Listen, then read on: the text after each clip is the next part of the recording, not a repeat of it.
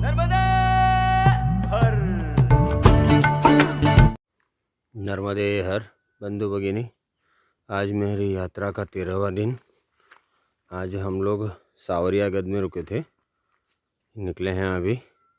अब ये मैया के दर्शन हो रहे हैं यहाँ पर। ये बैक वाटर है। अब हमें दड़गांव जाना है, तो सावरियागढ़ से दड़गांव कुछ 25 किलोमीटर है। रोड बनी हुई है, ऐसे थोड़े उतार चढ़ाव रहते हैं, मगर ये जो है हम लोग वहाँ से पहुँचेंगे। अब ये जो बैक वाटर है उसको बोट से क्लियर करना पड़ेगा, ऐसा बोला गया है कि हमें बोट यूज़ करनी पड़ेगी। ठीक है, कर लेंगे, मगर अभी जो है हमने शुरुआत करी है। सुबह के 7 बजे निकल गए थे। अब धीरे धीरे करके हम आगे बढ़ रहे हैं। तो आज की शुरुआत सुबह हो चुकी है। आज की यात्रा की दड़गांव तो पहुंच ही जाएंगे। इससे आगे अगर हो जा सकते हैं तो कहाँ तक पहुंच सकते हैं वो देखना होगा। अब ये दड़गांव जो है वहाँ पर आपके वो अपने 2 रास्ते मिलेंगे। वहाँ से वहाँ पर 2 रास्ते मिक्स हो जाएंगे, एक जंगल वाला सुलपानी जंगल वाला मार्ग और ये सुलपानी झाड़ी वाला मार्ग, जो हम लोगों ने वहाँ पर 2 अलग किए थे। एक 52 गजा होके जाएगा और ये सीधा सीधा झाड़ी में जाएगा ऐसे। तो 52 गजा और ये दोनों, ये वाला मार्ग यहाँ पर साथ में आ जाएगा, एक हो जाएगा। और इसके बाद आगे तो सुलपानी में चलते चलते गुजरात लग जाएगा थोड़ी टाइम में। अब कुछ बचा नहीं है, मगर सुलपानी क्षेत्र चलता है गोरा कॉलोनी तक, तो गुजरात का पोर्शन हो जाएगा जब भी महाराष्ट्र ख़त्म होगा। तो महाराष्ट्र में कोई ज़्यादा नर्मदा जी है नहीं। आप मान लीजिए 1350 किलोमीटर लंबा है नर्मदा जी का पट लंबाई। तो उसमें से 75% के आसपास वो मध्य प्रदेश में है। कुछ 25% हुई, 1-2% महाराष्ट्र में, और 25% जो रहता है वो गुजरात में। महाराष्ट्र का ठीक टच होता है, महाराष्ट्र बॉर्डर सेट उसमें से थोड़ा टच होके निकल जाता है, वरना पूरा महाराष्ट्र मध्य प्रदेश में सबसे ज़्यादा पोर्शन और कुछ 25% गुजरात में ऐसे हैं। ये जो आपको जल दिख रहा है वो बैक वाटर है, इन द सेंस अगर सरदार सरोवर में ये पानी जैसे ही कम होगा ऐसे यहाँ से वहाँ चला जाएगा। तो ये सिचुएशन है बैक वाटर की। तो आप जब बैक वाटर पार करते हैं तो इसमें ऐसे नर्मदा जी पार नहीं कर रहे आप, जो स्टिल्थ वाटर उसको पार कर रहे हैं, कि वो तो अभी रास्ता होना चाहिए, मगर वहाँ पर पानी भरा हुआ है तो आगे बढ़ नहीं रहा है। तो इसकी वजह से ये रास्ता बंद है, वरना आपको बोट की ज़रूरत ही नहीं है, आप रास्ते से ही चल के जाओ। और ये सबसे पुराना मार्ग है परिक्रमा का, सबसे पुराना मार्ग। इसमें कोई फैन बट है नहीं। सुलपानी झाड़ी क्षेत्र होते हुए नर्मदा जी को परिक्रमा करना ये सबसे पुराना मार्ग है। बाकी सब नए मार्ग है, 52 गजा वाला और ये जो आप कह रहे हैं कि अभी सड़क मार्ग से, तो वो सब नए हैं। मगर ये जो है सबसे पुराना मार्ग है जिसके ऊपर हम चल रहे हैं, जहाँ से सदियों से ये परंपरा चल रही है। नर्मदे हर।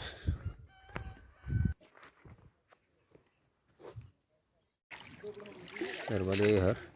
अब हम लोग ये मैया का बैक वाटर है वो बोट से पार कर रहे हैं। कुछ नर्मदे 20-20 रुपये लोग लेते हैं। सांवरिया दीगर से मैया का जो बैक वाटर है क्रॉस बोट में बैक से क्रॉस कर रहे हैं। 10 मिनट हो गए, सामने जाएंगे और दिल गाँव आएगा 7 किलोमीटर चलने के बाद। अभी। नर्मदे हर, यहाँ पर कोई अन्न क्षेत्र है, अकालकोट स्वामी समर्थ विश्रांति मठ, अली बुजुर्ग, सनावद जिला खरगोन से महाराज से, और हम लोग ये बोट से पार करके यहाँ पर आ चुके हैं। अब चलते हैं आगे। नर्मदे हर, नर्मदे हर, ये जल में आपको सूर्य देवता दिख रहे होंगे। सूर्योदय हो चुका है, हम लोग पहाड़ी में हैं और ये जो है कुछ यात्री आ रहे हैं। अब यहाँ पर आप पानी में देखोगे तो काई जमी हुई है, देखिए ये मैंने जूम किया है, आप देख सकते हैं काई जमी। बिकॉज रीज़न ये है कि वहाँ पर मूवमेंट नहीं है पानी का, इसकी वजह से दिक्कत हो रही है। सो इसकी वजह से हम लोगों को ये दिख रहा है। इसे ये सूरज देव का जो प्रतिबिंब है वो जल में है, ये आकाश में और ये जल में, और ये आपको मिलेगा 360 पहाड़ों में गिरे हुए पूरा जो है 360 व्यू। ये रोड बनी हुई है और यहाँ से हम लोग आगे बढ़ रहे हैं। नर्मदे हर, नर्मदे हर। सुबह के 9 बजने को है। अब हम लोग एक जो नाला कह सकते हैं, नदी होगी, वो ब्रिज क्रॉस कर रहे हैं। यहाँ से आगे बढ़ते ही ब्रिज आएगा। अभी इसमें पानी चल रहा है, देखिए यहाँ से थोड़ा आपको दिखता भी होगा। दोनों तरफ कुछ व्हीकल चल रहे हैं, शायद ये बिलगांव होगा। यहाँ से देखिए ये आपको ब्रिज दिखता होगा, ये ब्रिज हमें पार करना है। ये हम महाराष्ट्र में है, सुलपाणी क्षेत्र में। महाराष्ट्र सुलपाणी क्षेत्र आपको 3 नाइट 4 दिन देखिए जल है, उसमें आपको परेशानी बहुत हो सकती है। आप मैं ये कहना नहीं किसी की, ये है कहने से हम ये नहीं कहते कि हम किसी को क्रिटिसाइज़ कर रहे हैं। आपको ये मार्ग लेना है तो आपको ये तैयारी रखनी है कि अगर आप ये इसके लिए आप तैयार हैं। देखिए कुछ परिक्रमा से अपने कपड़े उपड़े धो के सुखा भी रहे हैं, ये जल चल रहा है। देखिए यहाँ पर भी परिक्रमावासी है, देखिए ये काफ़ी जल्दी निकल गए थे, हमारे साथी थे, और ये जल यहाँ पर चल रहा है। नदी है कोई, हमारा स्नान हो चुका है तो हम आगे ही चलते रहेंगे। आज का हमारा जो प्लानिंग है वो तड़गांव पहुंचना है। तड़गांव से भी अगर आगे जा सकते हैं तो करना है। एंड थोड़ा वीडियो क्वालिटी थोड़ी सी इफ़ेक्ट हो सकती है, क्योंकि मेरा जो राइट हैंड है वो इंजर्ड है, उससे कुछ भी उठा पाना या मोबाइल भी होल्ड करना थोड़ा मुश्किल है। स्वेलिंग है, दिन थोड़ा सा गिर गए थे, इसकी वजह से कलाई में थोड़ी प्रॉब्लम आ गई है। पूरा दिन चलते हैं तो जर्क की वजह से झटके लगते हैं, इसकी वजह से रात में स्वेलिंग हो जाती है, सुबह वो फिर से थोड़ा ठीक ठाक हो जाता है, ऐसा है। मगर होता है, कोई फ्रैक्चर वैक्चर लगता नहीं, क्योंकि अगर वो होता तो पूरा हाथ ही स्वेलिंग आ जाती, मगर वो नहीं हुआ है। इतनी मैया की कृपा है और हमारी यात्रा चल रही है। नर्मदे हर। हम लोग यहाँ पर बिलगांव में आए थे और ये यहाँ का स्वास्थ्य सेंटर है, हॉस्पिटल है कह सकते हैं। ये सरकारी हॉस्पिटल है ना मैम? हाँ, ये सरकारी हॉस्पिटल है, बहुत अच्छा है। देखिए आप we can consider that one as a good one. तो अच्छी फैसिलिटी है, व्हील चेयर भी लगा हुआ है, अलग अलग रूम हैं। ये मैडम आई, मुझे थोड़ी प्रॉब्लम थी हाथ में, तो मैंने उनको बताया। डॉक्टर साहब तो शायद कब आएंगे, क्योंकि बहुत सुबह में बहुत जल्दी है, हम ये नहीं कह सकते कि नहीं आए हैं।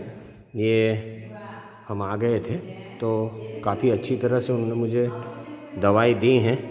दुखा का मुझे पेन किलर ही चाहिए थी, तो उन्होंने यहाँ से हॉस्पिटल से मुझे मिल गई है, तो आई एम रियली थैंकफुल। और ये फैसिलिटी को मैं अप्रिशिएट करता हूँ। और ये जो मैम है उन्होंने मेरी हेल्प की है। नर्मदे हर ma'am, thank you very much. नर्मदे हर। अब आप दूर दूर देखेंगे पहाड़ दिखाई देंगे, वो सब पार करके हम आए हैं। यात्रा का 13वां दिन, दोपहर के 12 बज चुके हैं। हम अभी महाराष्ट्र में चल रहे हैं, सुलपाणी क्षेत्र महाराष्ट्र। अब जैसे ही हम पहले दिन से बोल रहे हैं कि यहाँ पर आप कोई लंबी चौड़ी उम्मीद मत रखिए।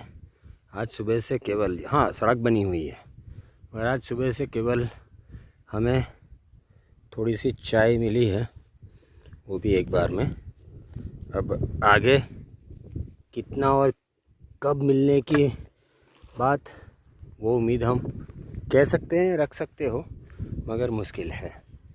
अब जो है, और एटलीस्ट 3-4 दिन से हम सिर्फ चावल ही खा रहे हैं। उसको खिचड़ी बोलते हैं, मगर वो चावल ही होता है, नमक और मिर्ची के साथ में, ऐसे ही रहता है। देखिए, हम क्रिटिसाइज़ नहीं कर रहे हैं, वन सेकेंड एल से, कि हम वो सेवा जितनी मिल रही है वो भी अच्छी ही है, मगर हम उन लोगों के लिए बात बोल रहे हैं जो सुलपाणी ये झाड़ी मार्ग लेने की सोच रहे हैं परिक्रमा में। आपकी ये सब तैयारी है तभी आप झाड़ी मार्ग लें, वरना आप वो दूसरा जंगल वाला मार्ग है, हम बोल चुके हैं 52 गजा वाला, वहाँ से जो बड़वानी से मार्ग निकलता है 52 गजा होके, तो वो ले सकते हैं आप। या तो फिर आप ये सड़क वाला ले सकते हैं, सादा प्रकाशा होके। तो वहाँ पर हम मानते हैं कि इतनी मुश्किल नहीं होती होगी, तो हमने देखा नहीं है। अब यहाँ पर कुछ खेत दिखते हैं, पीछे पहाड़ छूट गए हैं। हम अभी हाथ की वजह से थोड़े परेशान हैं, मुश्किल हो रही है, मगर अब वो तो चलता रहता है। यहाँ जंगल है, आपको साग दिखेंगे, मगर काफ़ी सब पहाड़ी जो है उसके ऊपर से झाड़ी ख़त्म है, सिर्फ पहाड़ी बची है, झाड़ी ख़त्म है। और वहाँ पर वो छोटे छोटे कंकड़ होते हैं, मोहरम जिसे बोलते हो, इसकी वजह से फिसलने के चांसेस बहुत बढ़ जाते हैं, चलना मुश्किल। वो चढ़ने के टाइम पे इतनी मुश्किल नहीं आती, फिर से कह रहा हूँ, रिपीटेशन हो रहा है इसका। चढ़ने के टाइम पे इतनी मुश्किल नहीं आती, मगर उतरने के टाइम पे बहुत मुश्किल है। थोड़ा सा फिसले, पगडंडी की जगह है, बगल में खाई, इस साइड पे पहाड़। अब उसमें आपको बैलेंस बना के चलना है, और पैरों के नीचे मुहर्रम है। अगर आपका पैर थोड़ा फिसला, एक तो डर, और ऊपर से ये मुश्किल हो सकती है, मगर चलता है, होता है ऐसे। कोई ऐसी फिक्र वाली बात नहीं होती। मैया कोई किसी को ज़्यादा नुकसान नहीं पहुंचाती है। हाँ, परीक्षा ज़रूर लेती है, वो होती रहती है ऐसी, जैसे अभी हम हाथ से थोड़े परेशान हैं, मगर ये है कि फ्रैक्चर नहीं है, वो स्वेलिंग रहती है, सूजन है, फ्रैक्चर नहीं है, तो इनकी कृपा ही है, ऐसा है। वरना जिस टाइम पे गिरे थे उस टाइम पे तो ऐसे लगा कि नहीं, यहाँ पर डेफिनेटली हाथ फ्रैक्चर भी हुआ होगा, मगर वो नहीं हुआ, इतना है बस। नर्मदे हर, नर्मदे हर। फोन लगता क्या? नहीं, फ़ोन नहीं लगता अभी। क्यों नहीं लगता? फोटो निकाल रहे हैं। हाँ, नर्मदे हर। देखिए, कल जो झरना हम लोगों ने कल पास किया था, वही फिर से यहाँ पर दिख रहा है। नदी हो सकती है, झरना भी हो सकता है। ये सुंदर दृश्य है, मगर दृश्य की सुंदरता को ये जो लोग हैं वो बिल्कुल वर्ष कम वर्ष बना रहे हैं। ठीक है, सही गाड़ी का परिक्रमावासी का एक ही क्वेश्चन है, सुबह से भोजन तो सब हो ही गया, न बाल भोग, न चाय, न भोजन प्रसाद की, सब परेशान है। करीब करीब सभी लोग 20-22 किलोमीटर चल चुके हैं। गांव भी काफ़ी गए हैं, मगर वहाँ पर ना आपको कोई पानी का पूछेगा। गांव में भी नहीं। अगर ऐसे झरने जाते हैं तो पहाड़ी मार्ग में क्या होता है कि वहाँ पर झरना मिल गया, आपने पानी ले लिया, नदी मिल गई, पानी ले लिया। यहाँ पर तो वो भी अवेलेबल नहीं होता। रोड सड़क बनी हुई है, व्हीकल भी चल रहे हैं, अभी देखा होगा आपने, मगर ये मुश्किल है। अब देख लो आपको परिक्रमा में कौन सा मार्ग लेना है। सुल्पानी क्षेत्र ऐसे डिफ़िकल्ट नहीं कहा जाता, लोग भी ऐसे हैं और व्यवस्था भी नहीं है। अब व्यवस्था क्यों नहीं है वो एक क्वेश्चन है, मगर उसका एक कंक्लूज़न जब हम परिक्रमा कंप्लीट करेंगे तब करके निकाल के देंगे। मगर आपकी कैपेसिटी है बिना खाए, कहीं कभार अगर काली चाय मिल गई एक आधी बार तो वो किए आप 20-25 किलोमीटर चल सकते हैं, तभी ये सुल्पानी क्षेत्र का झाड़ी वाला मार्ग उठाए। वरना आप सड़क मार्ग से जाए या वो जो जंगल क्षेत्र है, तीसरा मार्ग जंगल वाला 52 गजा से, वहाँ चले जाए। नर्मदे हर।